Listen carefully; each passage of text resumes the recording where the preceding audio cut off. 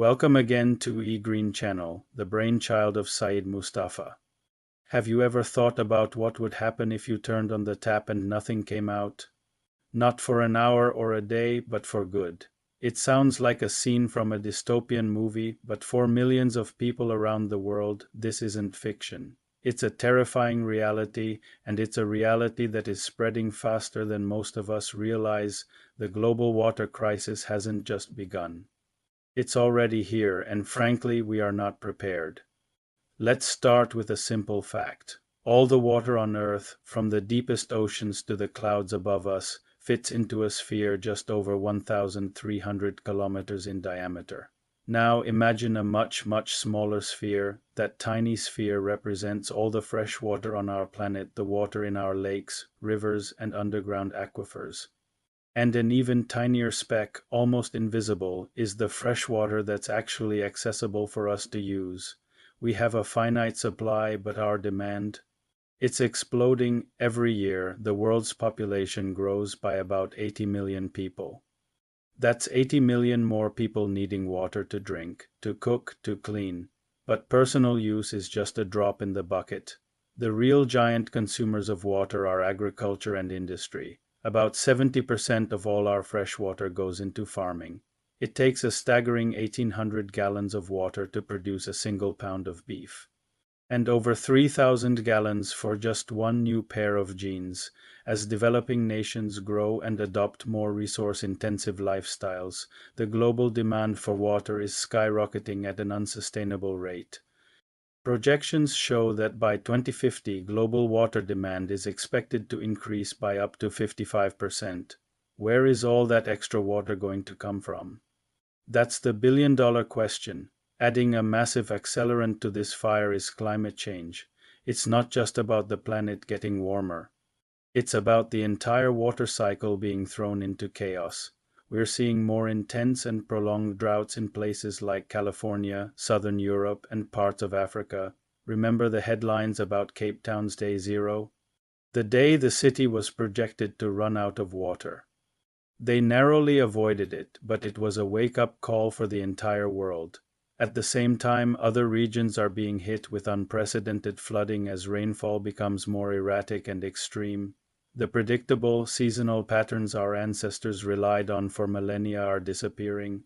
Heat waves are also becoming more frequent, increasing evaporation from our reservoirs and drying out our soil, making it even harder to grow the food we need. Climate change is loading the dice, making extreme weather the new normal and water scarcity a chronic threat. The evidence is all around us, etched into the landscape itself. The great rivers of the world, the Colorado, the Nile, the Yangtze, are shrinking. In some places, they no longer even reach the sea. The Colorado River, the lifeblood of the American Southwest, is so overallocated that its delta has become a dried-up wasteland, Lake Mead and Lake Powell, the two largest reservoirs in the United States, have hit record low levels, revealing long submerged landscapes and threatening the water supply for 40 million people. It's not just rivers and lakes. We're also draining our underground savings accounts, our aquifers. In places like India's breadbasket region and America's Central Valley, farmers are pumping groundwater far faster than nature can replenish it. We're essentially mining for water, and once it's gone, it could take centuries or even millennia to recover. We are literally drinking and farming our way through our geological inheritance. This isn't just an environmental problem. It's a fundamental threat to our way of life. Take our food supply. Water scarcity directly translates to food scarcity. When farmers don't have enough water, crop yields fall and food prices rise. We're already seeing this happen. The recent droughts in Europe and China have had a major impact on global grain markets, and it's not just crops. Our energy systems are also incredibly thirsty. Hydroelectric power, which many countries rely on for clean energy, depends on stable river flows. When reservoir levels drop, so does power generation. Even traditional and nuclear power plants require massive amounts of water for cooling. In France last summer, several nuclear reactors had to power down because the river water was too warm to be used for cooling. Less water means less food and less power, the very foundations of modern society. Where resources become scarce, tensions inevitably rise. Water is fast becoming a major driver of conflict and instability. In regions like the Middle East and North Africa, where water has always been precious, disputes over shared river basins are intensifying. Countries are building dams upstream, cutting off the flow to their neighbors downstream, creating a recipe for political conflict. Within countries, tensions are also simmering between cities and rural areas, between farmers and industries, all competing for the same dwindling supply, and when people can no longer find water to live, they are forced to move. The World Bank estimates that by 2050, water scarcity could displace as many as 216 million people. This isn't a future problem. It's happening now in the Sahel region of Africa and parts of Central America, where drought is a major factor driving migration. So, faced with this overwhelming challenge, what are we doing? The hard truth is, not nearly enough. Our current water management policies and infrastructure are relics of the 20th century, designed for a world with a stable climate and fewer people. We're still relying on massive, centralized systems of dams and canals that are inefficient and environmentally damaging.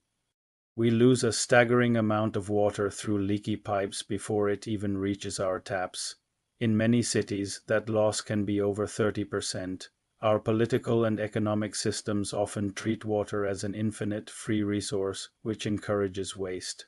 We lack the global cooperation and governance needed to manage the 263 river basins that cross international borders. We are trying to solve a 21st century crisis with 20th century tools and thinking. It's a losing strategy, but this isn't a story about doom. It's a call to action. We have the solutions, and the future is not yet written. The first and most crucial step is efficiency. We need a revolution in how we use water, especially in agriculture. Technologies like drip irrigation and precision sprinklers can cut water use by over 60% while increasing crop yields. We need to invest in these technologies and help farmers around the world adopt them. In our cities, we need to fix our leaky pipes and promote water-saving appliances. We also need to get smarter about our water sources. Instead of relying solely on rainfall and rivers, we can tap into unconventional sources.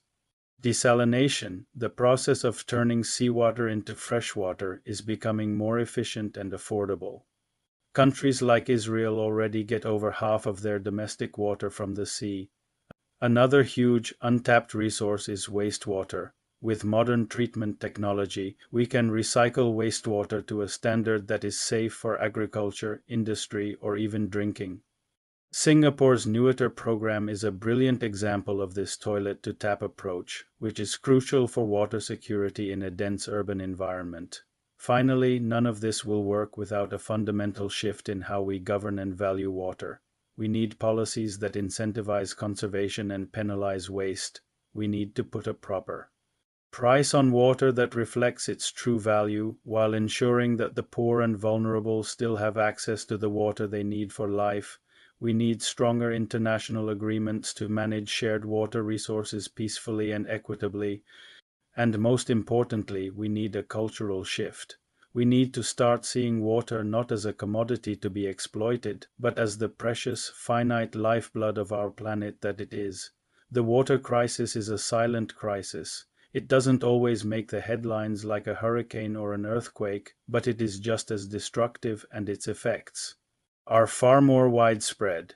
The choices we make today as individuals, as communities, and as a global society will determine what our world looks like in the coming decades. Will it be a world of conflict, hunger, and migration? Or will it be a world where we have learned to live in balance with our planet's most precious resource? The choice is ours. Thank you so much for watching. If this video gave you a new perspective, please hit that like button and subscribe to eGreen channel for more deep dives into the critical issues shaping our world.